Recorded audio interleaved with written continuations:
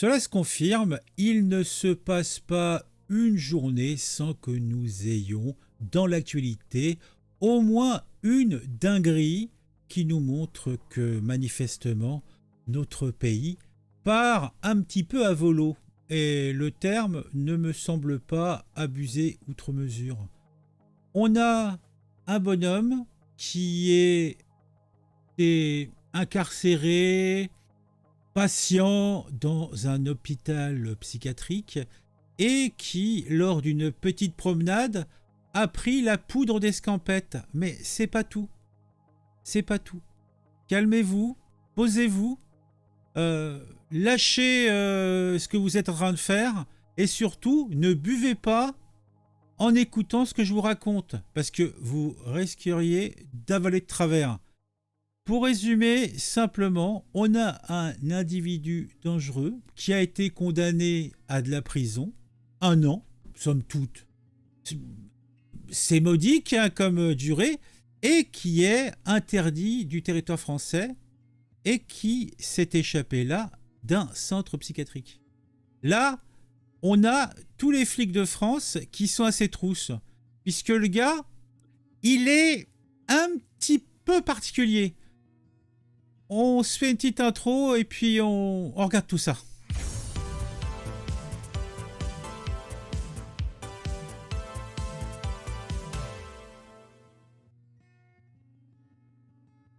Le bonhomme était dans un établissement de soins psychiatriques situé à Bure-Civette dans le 91.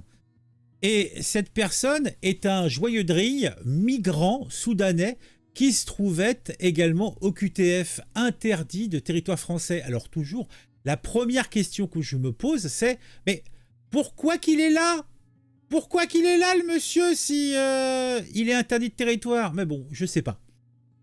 Il est connu pour avoir effectué à de nombreuses reprises des menaces de mort. Oui, oui, sympathique. Il est inscrit alors au fichier des délinquants sensuels. Oui, oui, oui, déjà de base. Et également dans un autre fichier, celui des radicalisés. Bon, autant dire qu'il fait partie de ce populo qui est assimilé donc à une faune terroriste. Et là, il a profité d'1 heure de sortie pour s'évader de son asile psychiatrique. Il allait bagnoder dans le jardin et il a décidé qu'il allait partir vers de plus lointains horizons. Alors, qu'est-ce qu'on a dit d'autre ?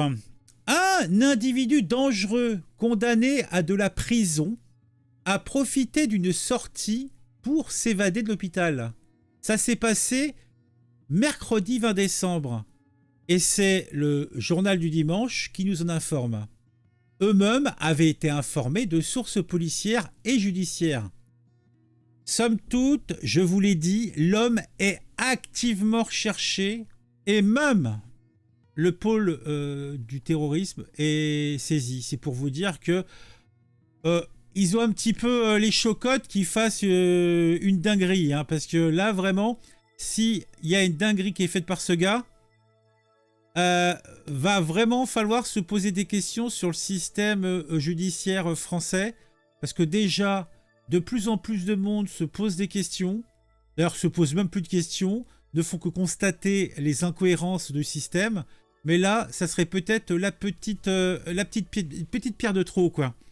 Donc comment il s'appelle ce monsieur ? Il s'appelle Mohamed Yahya. Ah, alors je suppose que Mohamed et Yahya, c'est ses prénoms. Mohamed Yahya et A, point. Il a 23 ans, donc il a déjà une bonne petite carrière à 23 printemps. Hein. Il est arrivé en France, frais et moulu, prêt à partir à l'aventure. Et puis en quelques mois, en très très peu de temps, il a fait beaucoup de choses. Ah mon Dieu, il a été condamné à 1 an de prison et 10 ans d'interdiction d'entrer sur le territoire national. Et ça, c'était le 6 décembre. Ça fait pas longtemps. Il a été condamné le 6 décembre. Et il est déjà dehors. On est le 22. Il peut faire n'importe quoi. Et puis, des personnes qui ont fait des bêtises, de très grosses bêtises. Je vous parlerai pas du monsieur qui voulait absolument... je sais pas, en fait, il voulait embrocher des bébés. Il pensait que c'était, je sais pas, des... Vous savez, des petites saucisses, la saucisse apéritive. Il voulait les embrocher comme ça. On a le gars... qui a fait des dingueries là encore sous le quai de Grenelle là, donc à Paris près de la Tour Eiffel, qui lui aussi est atteint un psy, donc qui est dans un hôpital psychiatrique. Et on a beaucoup souvent dans la mouvance des terroristes, justement, des gens qui finissent dans des hôpitaux psy, en tout cas des centres psychiatriques. Et on se dit, mais lui est parti, d'autres peuvent s'envoler aussi. Je sais pas. Alors pourquoi il avait été foutu en tôle? Eh bien, souvenez-vous de lui, vous en aviez entendu parler. Il avait menacé de mort de nombreux passagers dans un train qui ralliait la gare de Massy à celle de Nantes. Souvenez-vous, que d'émotion. Son interpellation avait alors conduit à l'évacuation du TGV.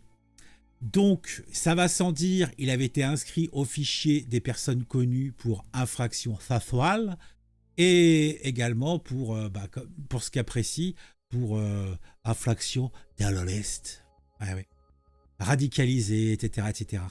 Donc, Mohamed Yahya a été placé au centre psychiatrique de Bure-sur-Yvette dans l'Essonne et également inscrit au fichier de traitement des signalements pour la prévention de la radicalisation à caractère terroriste, le FSPRT. Et il s'est échappé, alors écoutez, c'est là où ça commence à devenir un petit peu compliqué. Il s'est échappé mercredi à 16h30. Retenez bien ça. À 17h30, donc une heure plus tard, le personnel de l'hôpital a compris qu'il s'était échappé. Donc, ils ont prévenu immédiatement par fax, le commissariat de Palaiseau. Et le commissariat de Palaiseau, il semblerait qu'à cette heure-là, dans les bureaux, il n'y avait plus personne, il y avait seulement sans doute la permanence, et donc personne n'avait regardé les fax. Et c'est seulement le lendemain matin que le commissariat de Palaiseau a été mis au courant de la fuite de cet individu. Donc, les recherches n'ont commencé que le lendemain. Une importante opération de recherche a alors été mise en place. Encore heureux que quelque chose soit mis en place. Le parquet mobilise le pôle terrorisme, des brigades canines sillonnent la zone et des fiches de recherche ont été diffusées à l'échelle nationale.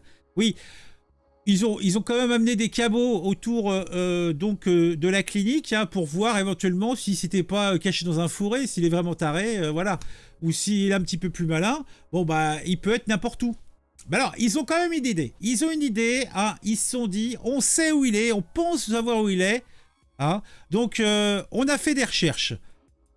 Selon d'autres sources policières, des chiens policiers ont flairé la trace du mis en cause. Oh, comme c'est étonnant, s'il était passé par là, normal qu'il le sniffe.